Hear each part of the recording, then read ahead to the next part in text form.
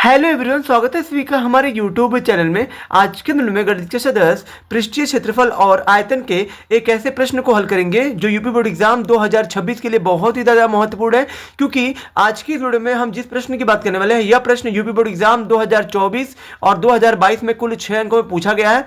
आप जाकर चेक कर सकते हैं इस प्रश्न को, ठीक है।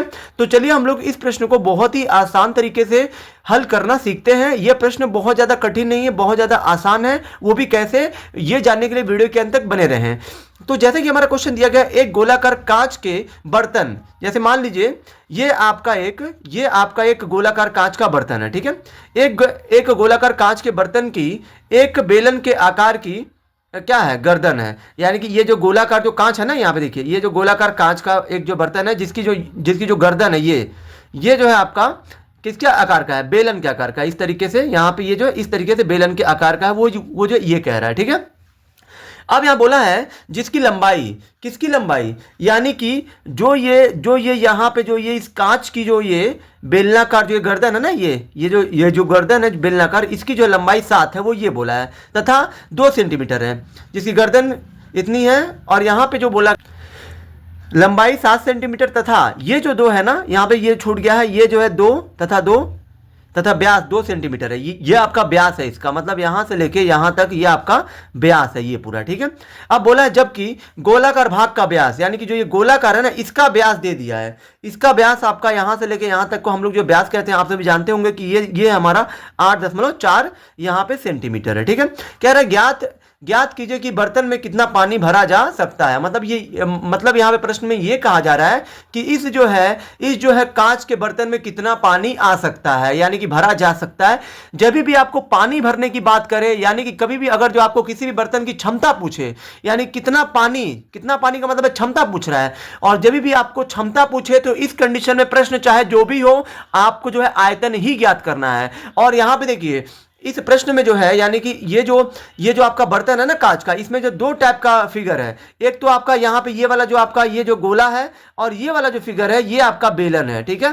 तो यहाँ पे आपको दोनों फिगरों का दोनों ही यहाँ पे आकृतियों का आयतन ज्ञात करके दोनों को जोड़ लेना है, और जोड़ने पे दोनों का जो आयतन आएगा उतना पानी इस बर्तन में भरा जा सकता है। वो आपके इस प्रश्न का उत्तर होगा।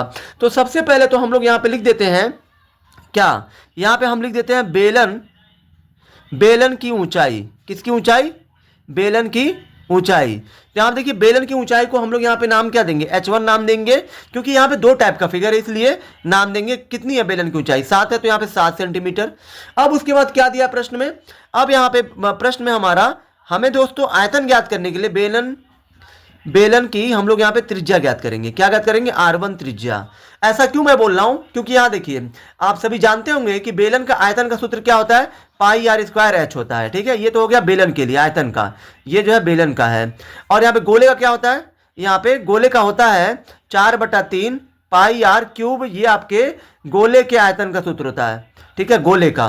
तो फिर यहाँ पे सबसे पहले तो यहाँ पे इन दोनों का आयतन ज्ञात करके जोड़ने के लिए पहले आपको यहाँ पे जैसे कि देख सकते हैं आप, बेलन का आयतन के लिए पाई r स्क्वायर h होता है, मतलब त्रिज्या और जो है ऊंचाई चाहिए, और बेलन में सिर्फ हमें त्रिज्या चाहिए। तो पहले आप ये सब यहाँ पे आपको लिखना पड़ेगा कि हाँ ये चीजें हम लोग पहले त्रिज्या और जो ऊंचाई ज्ञात कर लेते हैं, उसके बाद आयतन ज्ञात करना आसान हो जाएगा। अब देखिए हमें बेलन की त्रिज्या, तो बेलन का ये जो है यहाँ से यहाँ तक आयतन कितना दिया है, 2। तो फिर यहाँ पे त्रिज्या ज्ञात करने के लिए क्या करते हैं, यानी कि सॉरी व्यास में कभी भी व्यास आपका 2 दिया, व्यास 2 है तो 2 लिखिए, और 2 में ही 2 से भाग देंगे तो आपको जो त्रिज्या मिल जाएगा, यानी कि यहां पे हो जाएगा 1 सेंटीमीटर।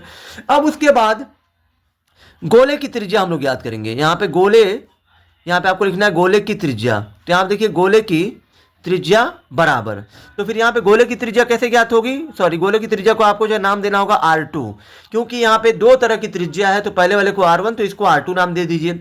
अब गोले का व्यास कितना है, 8.4, तो 8.4 में अगर आप 2 से भाग देते हो तो 2 से 8 कटेगा 4 बार में, दशमलव है तो दशमलव, 2 से 4 कटेगा 2 बार में, यानी कि 4.2 सेंटीमीटर ये आपका गोले की त्रिज्या हो गई। ये जो गोले की यहाँ से यहाँ तक त्रिज्या हो गई, क्योंकि गोले की त्रिज्या ज्ञात रहेगी तभी जाके गोले का आयतन निकल पाएगा। अब यहां पे आप क्या करिए, अब यहां पे आपको लिखना है क्या, इसलिए यहां पे गोलाकार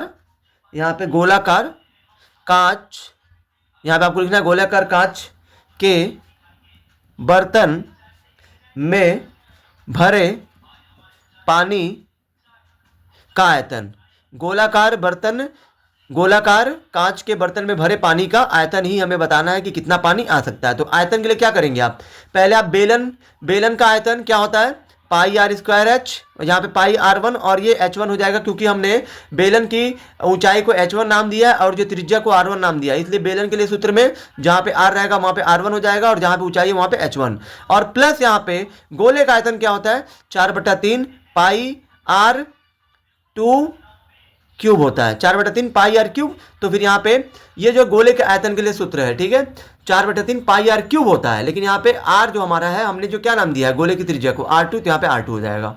अब यहाँ पे आप क्या करिए, यहाँ पे आप पाई का मान यहाँ पे आप दशमलव में रखिए। पाई का मान दशमलव में कितना होता है, 3.14 होता है, गुणे R1 का मान कितना दिया है, ये जो R1 बेलन का आयतन है, सॉरी बेलन का R1, त्रिज्या कितना 1 है, तो फिर यहाँ पे 1 रखिए, यहाँ पे स्क्वायर है ना, आर पे स्क्वायर है तो यहाँ पे 1 का 2 बार गुणा, गुणे H1 कितना दिया, H1 आपका 7 दिया है, तो यहाँ पे आप 7 रख दीजिए, ठीक है। और यहाँ प्लस करिए, अब ये 4/3 है तो 4/3 गुणे पाई का मान कितना है 3.14 गुणे आर का मान कितना दिया, यहाँ पे त्रिज्या कितना दिया है इसका है 4.2, तो यहाँ पे आर पे 3 है तो 4.2 को भी आप 3 बार लिखेंगे, ठीक है, ऐसे करके। अब देखिए यहाँ पे अगर हम एक का गुणा एक में करते हो तो एक ही होगा, फिर जो एक का गुणा 7 में करेंगे 7 ही होगा, और जो 7 का गुणा 3.14 में करेंगे तो 7 चौके 28, 7 एकम 7 2 9, और यहाँ पे 7 त्रिक 21 और 2 कितना हो जाएगा 23, यानी कि ये आपका सॉरी